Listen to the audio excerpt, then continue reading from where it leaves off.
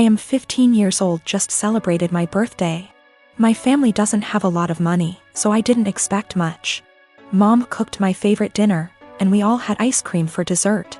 I also got a birthday card with $25. It was a nice day. My boyfriend, 15 years, was invited to the birthday dinner but couldn't make it because he had to work. He felt really bad but promised to make up for it the next day. Even though he works, all of his paycheck goes to his parents to help support his big, 5 siblings, family. He has always been great about finding fun, interesting, creative things for us to do that are free, cheap. It inspired me to up my game and help find fun, cheap activities for us, but I'll admit that he's still so much better at it. So, while I absolutely was not expecting a gift, I was definitely looking forward to whatever he imagined up for our day. There's a bakery I love, but it's over an hour away from where we live. The desserts are delicious, but expensive. I often talk about this one cupcake I love from that bakery, but I can only enjoy it when I'm in the city and can afford it. He doesn't have a car, so he had to take a train, then walk, then take a train back to get me my favorite cupcake for my birthday. He also planned a historic walk of our town, with a bunch of obscure history he'd researched that I didn't know about. It was awesome. I asked to go home to put the cupcake in the fridge while we walked so it would be nice and fresh for me later. We went on a nice long historic walk and it was a great day. Not gonna lie. When I got home my mouth was already salivating thinking about that cupcake. When I opened the fridge, it was gone. I found the empty container in the trash. I went to the living room and asked my parents who ate my cupcake, and Dad dismissively said he did. He thought it was an extra. I threw a shit fit. I said it was my birthday cupcake and he was an asshole for eating it. He said if my BF really cared about me he would have bought me more than one, and that they gave me $25. So go buy more if it's really that important. He doesn't think he did anything wrong and is calling me an entitled brat for being upset. I think my BF went above and beyond to get me that cupcake, much more than my own father did for me, and he should feel ashamed and apologetic for what he did. My name is Mary, and I'm expecting my first baby with my husband. This is the first grandchild in the family, in-laws, and they said that if the baby's a boy then we'll give him my father-in-law's name. He's dead due to cancer. I had no problem with that. This happened before we found out the gender of the baby. My husband and his family had me do things like attend prayers and do other rituals before the reveal at the doctor's. I didn't like that but went with it to keep the peace. Our appointment came, and it turned out to be a girl. My husband cried in the car, then turned his phone off to hide from his family, then finally told them. His mom and the others made their frustration and disappointment clear, which bothered me cause my daughter deserves to be celebrated, but they ghosted me for days, then started coming over and visiting, constantly referring to my daughter as my son, claiming the results were false and basically pretending it's a boy. I had severe fights with them after they refused to stop it. And my husband sided with them despite seeing how wrong and unreasonable what they were doing was. We didn't speak for a while. Sister-in-law called to apologize, then informed me she arranged for a baby shower for me. I was so excited and happy. But when I arrived I saw blue balloons, blue cake with father-in-law's name / decorations around. I was so confused I had to sit down. Sister-in-law explained they were still hoping the gender results are false and it's a boy. I looked at my husband and he agreed with her. I lost my temper and yelled at them all, calling them delusionals and telling them to stop treating my daughter like she's unwanted and act like she doesn't exist by throwing a party for their imaginary grandson. Mother-in-law broke down crying. I took my bag and walked out immediately. They started yelling and my husband followed me outside and started arguing about how I insulted his family and his dad's memory by acting like that. I told him to wake up and see the insanity in his family's behavior. He said they needed time to process the fact that it's a girl not a boy as they expected, and insisted I play along and they'll soon get over it. I said absolutely not and demanded he take me home. He said no, so I called an Uber and left.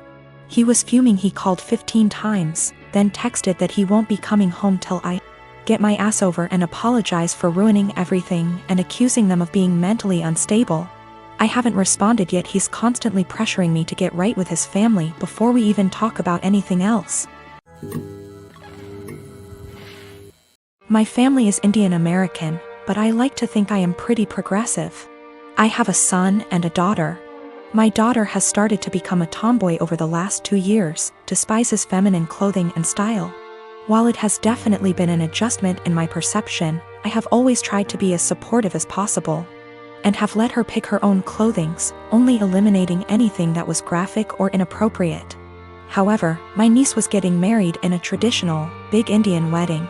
While generally all the girls would be wearing formal lehengas, Indian traditional dresses, I dropped it after asking my daughter if she wanted to wear that, and she said no. Only mentioned it once because she really looks up to my niece and I did not want her to feel left out. When I asked her what she wanted to wear, she said that should wear a t-shirt and slacks. But I insisted that she wear a formal clothing of her choice, whether it was a suit, a dress, or traditional Indian clothing. This was black tie event. I was making my son wear a formal suit. Everyone was going to be dressed to the nines. I was going to get my son a new suit tailored for the event, and I insisted that she come with and pick a fabric and suit style as well. It could be to her desire, as long as it was appropriate. Like a very typical men's suit or feminine twist like what Zendaya wears. She got angry and said I was constricting her expression. I think she will have to wear formal clothing in other points in her life, whether for work or other formal events. She can express herself however she wants, but dressing appropriately for the occasion is a necessary skill. The wedding has been postponed for now, but I still want her to wear a formal outfit and she is still mad at me about this. But I want to stress that I don't think my daughter is really the asshole, but she is the sweetest little girl in the world. She is usually very respectful, gets excellent grades and works really hard. I am very proud of her. I do not think my daughter is trans, but I think I have made it clear that it's okay if she or anyone else is. She also generally seems pretty happy with her body. She is actually really fashionable and doesn't really wear baggy clothing or anything, but is more into streetwear. She is the one who showed me who Zendaya is. I think she is at the stage in life where she knows everything, and I, her mom, knows nothing. She wants to rebel for something, but isn't really the type to rebel with something really bad, thank God. So she decided this is a justified area to rebel. She is also at home, and I haven't really allowed her to go out because of the current circumstances. So think she feels cooped up and now everything about me is annoying her. I have decided to take a hard stance on because my daughter really wants to go. She loves her cousin and my family, and she is a really social person who would love weddings. Telling her not to go would hurt her, I think, and would be counterproductive in the long term. This is the first wedding in our family and the first time my kids will see a traditional Indian wedding. They have never seen one before, so I think it's important that they learn and feel connected to our culture. If she decides not to go as an act of rebellion, I know my daughter, and I know she will feel really sad afterwards. Parenting is hard, and I was always a girly girl and so were all the people around me, so this uncharted territory for me. I am one of 4 kids. My older brother P, who I no longer have any contact with, my younger brother J, who is no longer with us, and my youngest sister K. Recently P's children, 2 girls and 1 boy, all in their late teens and early 20s, reached out to me and expressed a desire to have a relationship. I have 0 contact with their father and swore that I would beat him black and blue if I ever saw him again. My oldest brother P was always the golden child. No matter what he did, my parents always had an excuse for why it was not his fault. Bad grade? Teacher had it out for him. Cheating on every single one of his relationships? Good thing you did it to her before she did it to you, that one was my personal favorite. He also used to torment Jay and I constantly when we were smaller than him, until in high school, when I hit a growth spurt and sprung up to about 6 feet 4 inches and 230 pounds worth of muscle. After that I became the typical jock type. Played football, partied, bunch of friends, etc. Well, my younger brother, Jay, didn't get as lucky and stayed pretty small and scrawny throughout high school and college, only getting up to about 5 feet 8 inches, and didn't have a super active social life. Despite the difference in our schooling experience, I was always very protective of Jay, especially since we were always having to put up with P's bullshit, which stopped once he realized I could pound him into the ground and not break a sweat, as he was also a lot smaller than me at only 5 feet 10 inches. Not much to say about Kay. She was a great younger sister and P didn't dare mess with her or he would incur the wrath of our mother. So, in the late 90s, Jay met his first real girlfriend, A, and was over the moon about her. He spent every spare moment with her, and when he wasn't with her, he would do nothing but gush about her. I had never seen him so happy. Well, one day, he comes to us, all smiles, and announces that A is pregnant and they are expecting. The mood quickly turned, however, when a week later it came out that A had been cheating on Jay for the duration of their relationship, with our older brother P. This broke my brother, and of course P, being the golden shit that he is, didn't even get a disappointed glance from our parents. To this day I have never seen someone look so broken as Jay had looked the last time I saw him. I believe his heartache was only compounded by the fact that my parents basically told him to get over it and be happy for our brother. Well, about a week after this revelation came to light, Jay took his own life. I had never been so sad and angry at the same time in my entire life. Sad that I would never see my brother again, and the pure rage of knowing that this was my brother and parents' fault. During the funeral, P walked in with A and I saw red. Thankfully I had other family there to stop me from doing anything stupid, but I told P that if I ever saw him again, I would kill him. Shortly after that, I cut contact with 90% of my family, with the exception of Kay and a cousin I had always been close with, because everyone except them wanted to make excuses for my parents and P.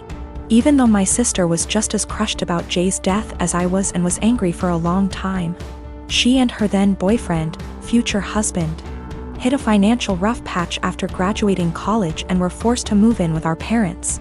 Due to unrelated drama at the time, they couldn't stay with me.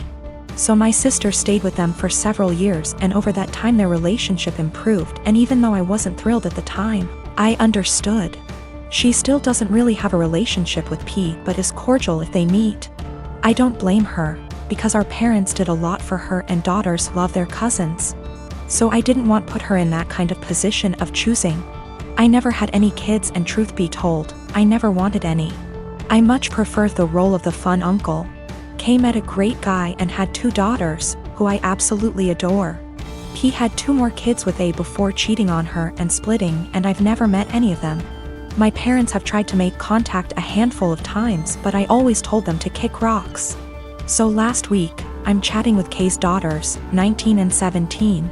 And they mentioned that their cousins have wanted to meet me for a long time and were hoping I would be willing to meet them as well. I don't believe they know everything that transpired between their dad and I, but I would be lying if I said I never had any desire to meet them.